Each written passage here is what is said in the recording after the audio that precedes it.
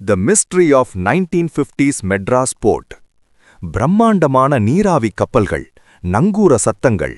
அன்று இது வெறும் துறைமுகமல்ல, தென்னிந்தியாவின் வாசல். நவீன இயந்திரங்கள் இல்லாத காலம், கால்நடை தொழிலாளர்களின் தோள்களில்தான் அன்றைய மெட்ராஸின் பொருளாதாரம் சுமக்கப்பட்டது. உலகிலேயே ஒரு செயற்கை துறைமுகத்தை, ஆர்டிஃபிஷியல் ஹார்பர், இவ்வளவு நேர்த்தியாக கட்ட முடியும் என்று மெட்ராஸ் நிரூபித்த காலகட்டம் இது. நிலக்களி முதல் பருத்தி வரை இங்கிருந்துதான் உலக நாடுகளுக்கு பயணம் செய்தன. சென்னையின் நவீன வளர்ச்சிக்கு விதை போட்டது இந்த அலைகள்தான். 70 ஆண்டுகள் கடந்துவிட்டன. மெட்ராஸ் சென்னையாக மாறிவிட்டது.